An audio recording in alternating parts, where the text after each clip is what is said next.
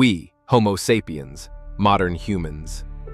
We like to think of ourselves as the pinnacle of evolution, the masters of Earth, proud inventors of iPhones and online drama. But have you ever wondered, what if we're not the smartest species, just the luckiest one not yet extinct? I know what you're thinking, but there's only one human species, right? Sorry, no. The truth is, at least 6 different human species coexisted at one point. Not in a sci-fi movie, in real life. Around 100,000 years ago, before you were even a blink in a single cell's eye, the Earth was host to an entire human multiverse in chaos. In Africa, there was us, Homo sapiens. In Europe and Central Asia lived the Neanderthals. Big, muscular, sloped foreheads, rough, but not dumb. They lived hard lives, hunted big game, and possibly even made poetry, of sorts. Further into Asia lived the Denisovans, genetically closer to Neanderthals than to us. We've only found a tooth and a finger bone. That's it. An entire civilization reduced to a molar and a knuckle fragment. And then, the islands of Southeast Asia got even weirder.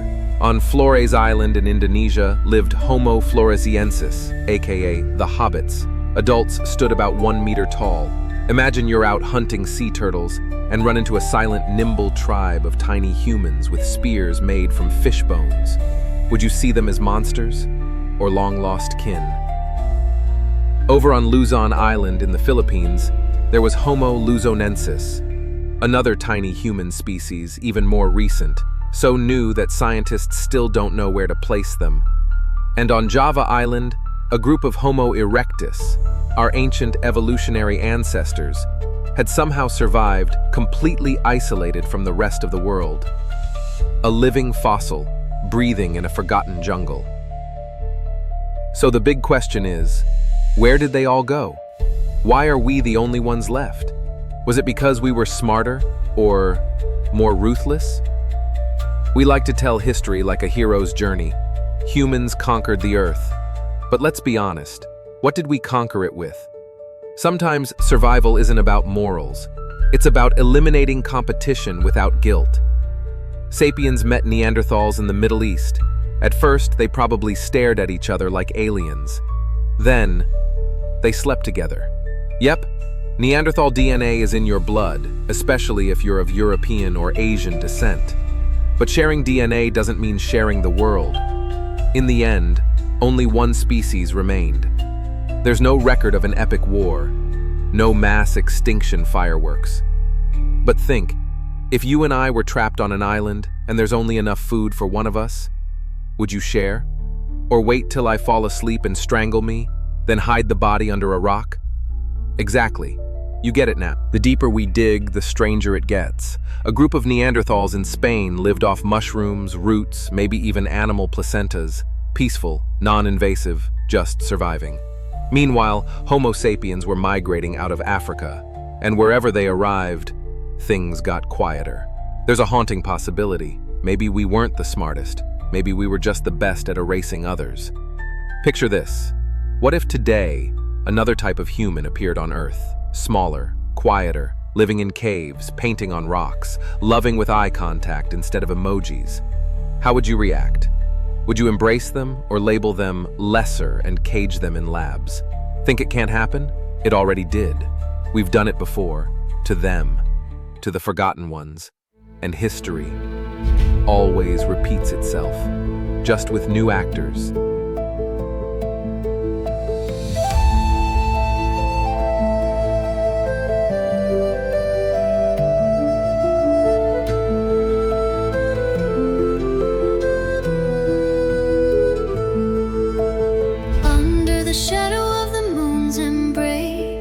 Carved in stone, the stories we trace.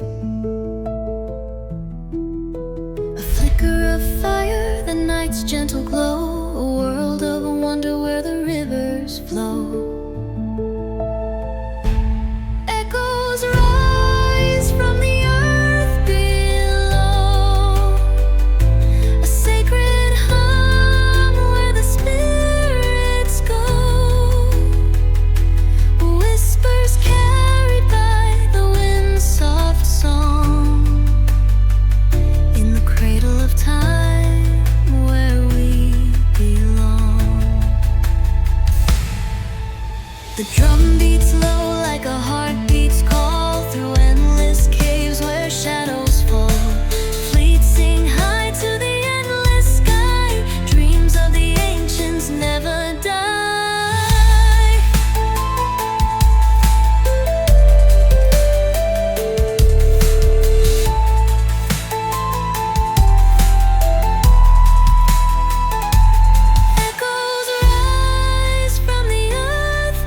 If your image of ancient humans is just skinny guys in loincloths chuckling with spears in caves, I'm sorry.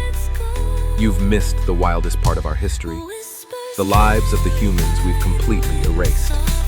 This story has no princesses, no knights, but it does have tiny humans hunting dwarf elephants, giants dragged by hyenas, brains mixing glue from tree resin, and even children losing their tooth enamel from starvation before puberty.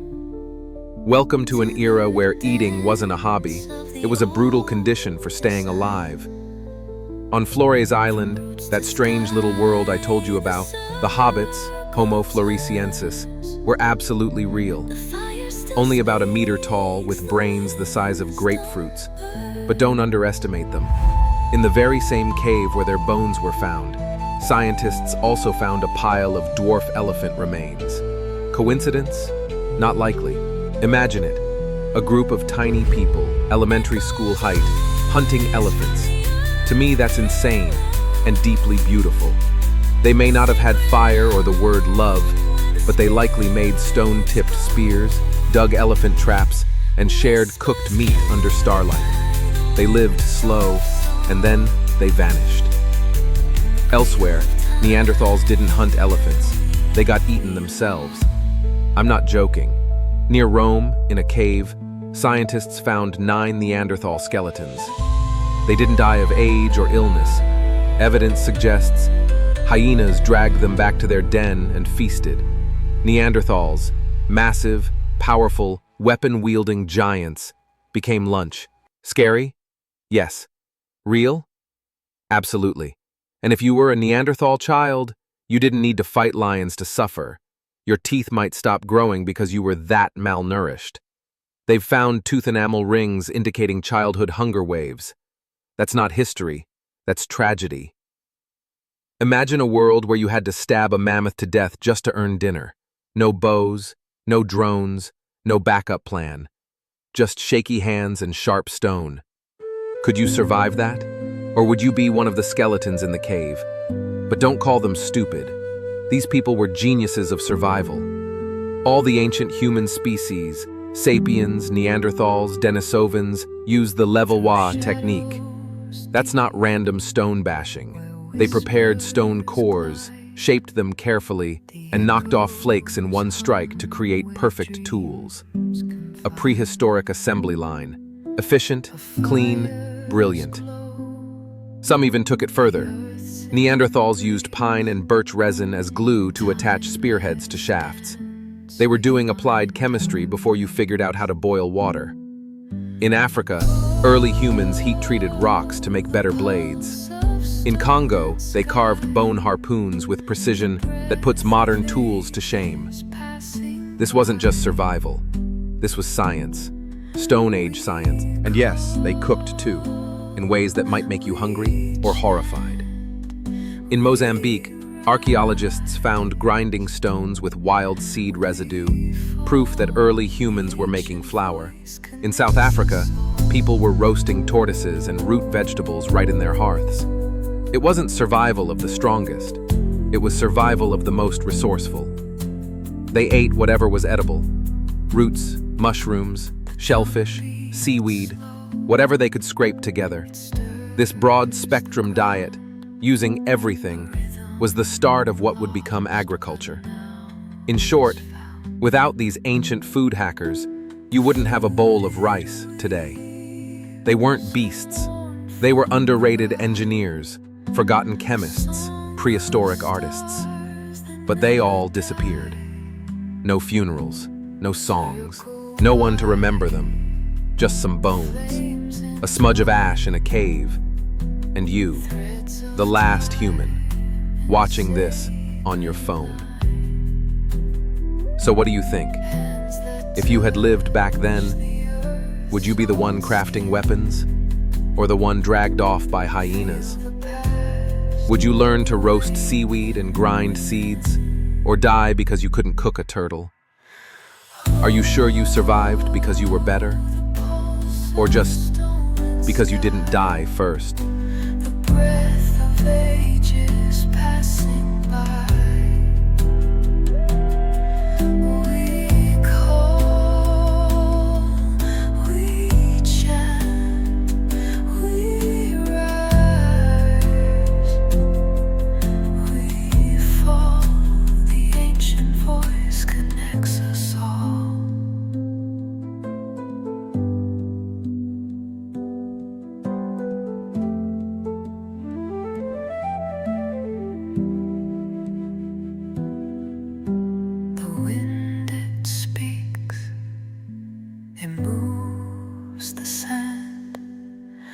whisper soft, an unseen hand.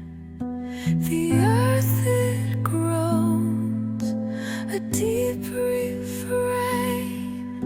Through every soul it sings again.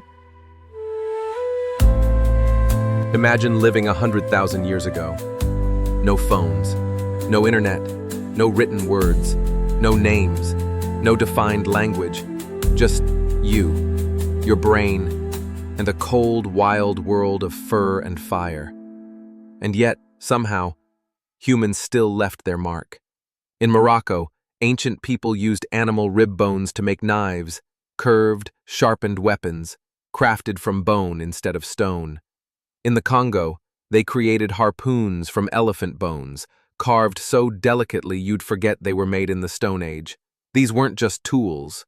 They were declarations, a way our ancestors shouted, "We were here. We knew how to create. We knew how to dream." And then comes the most magical part, the birth of human art. In Blombos Cave, South Africa, archaeologists discovered a color-mixing kit from 100,000 years ago. It had a seashell holding a red pigment called ochre, a grindstone, and spongy animal bones full of fat to mix with. They didn't make this to eat, not to rub on their skin. They were painting. Do you get that?